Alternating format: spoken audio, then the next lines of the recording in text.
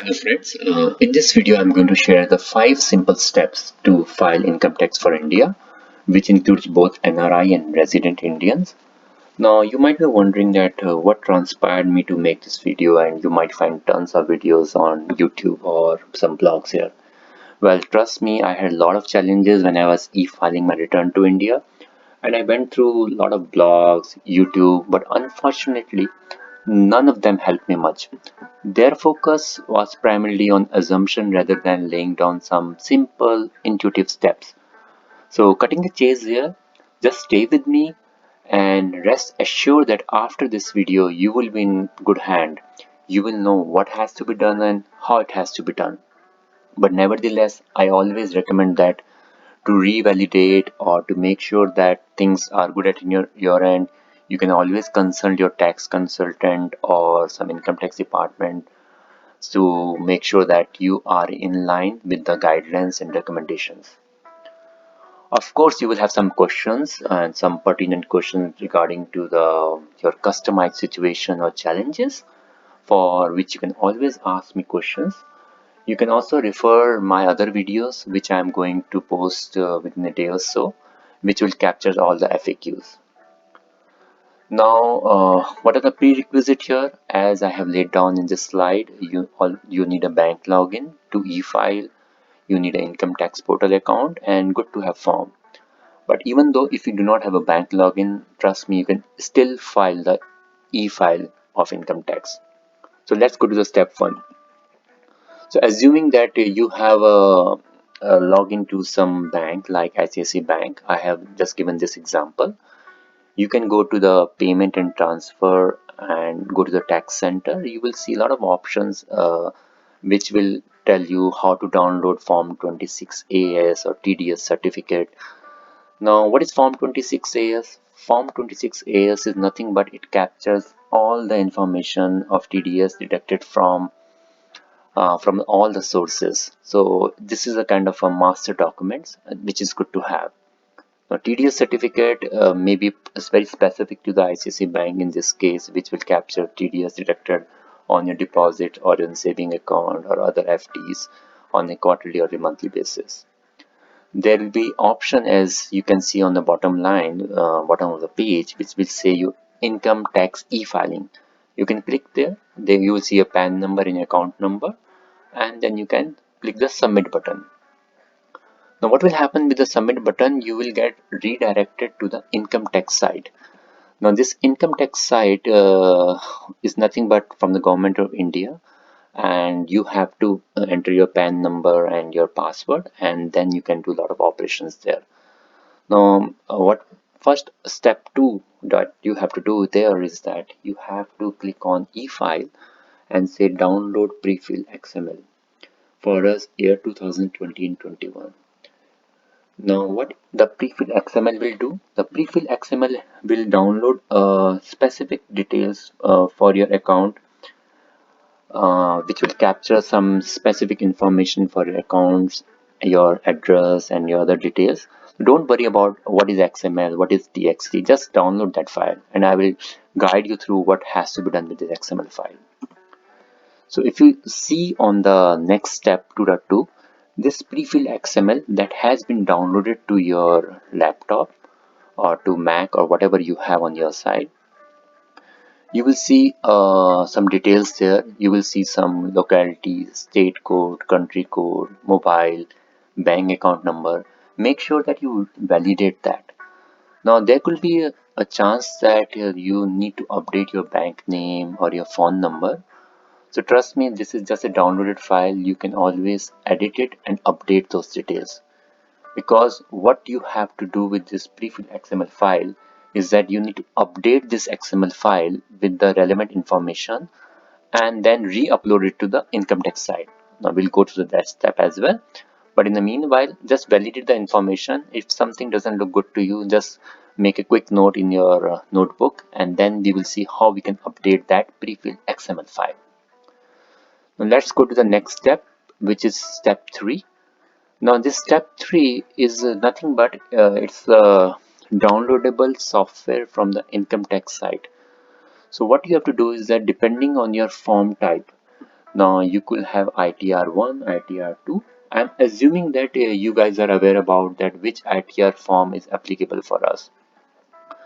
So at a bird's eye view, I can just state you at a very high level that ITR1 is primarily for people who are who are like who have income less than 50 lakhs, and ITR2 is for specific category of income who have profit and gains from business or professions. And for NRIs, ideally you should use ITR2. Again, please reevaluate all the information in this video with your income tax or tax consultant before you can make any assumptions. Whatever I am laying down in front of you is based on my own experience here. So just download a specific Excel file pertaining to that particular form. In this case, I'm downloading it for ITR2. But more or less, this Excel file is same across everything. Now let's go to the slide number step 4. I'm so used to using slides. So actually, it's a step 4. So this is a kind of a pre-filled this is a kind of a Excel file that you will see on your side.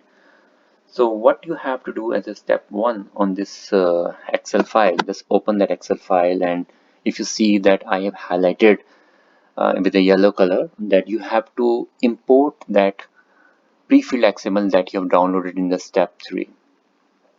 You import that. What will happen is that all the information that was imported, that was present, I'm sorry, in your the first downloadable XML file, it will get imported into this document.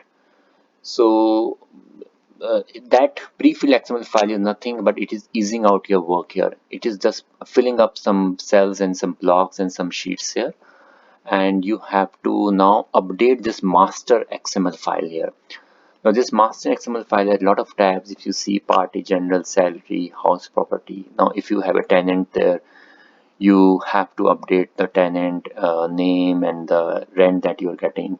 And there are a lot of other options like ETD and ETC that you need to update.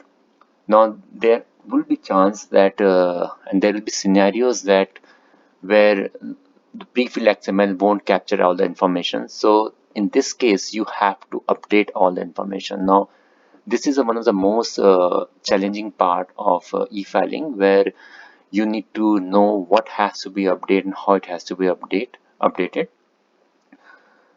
So what you have to do is that I will make another video for this XML file specific, because it will be kind of a very long video, and I am going to highlight and share my experience, what kind of challenges I face and how I was able to resolve them. So I will assume that you know all the data on your side, and you are going to update the housing property, your ETG and ETC if that is not present, and then you're going to click on the validate button. Now what validate button is going to do is that it's going to make sure that all the mandatory details are filled up. If that is not filled up, it will be highlighted in the red color, and you can always update that. After that, you need to click on the calculate tax. Now the calculate tax is going to make sure that the tax is filled up in the XML file, and it is all set and done. So once all the information in this Excel file is corrected and validated and tax is calculated, what you have to do is that you have to download this XML file again. Yeah, you have to download this XML file again to your laptop, and it will generate. It will say generate XML. If you see on your right hand side beneath the calculate text, there is generate XML. Just click on the generate XML. It will create a new XML which will capture not only the information from your pre-filled XML but also the updated information. So remember earlier we talked about that in case if you have inconsistency in your pre-filled XML, so you can always update here.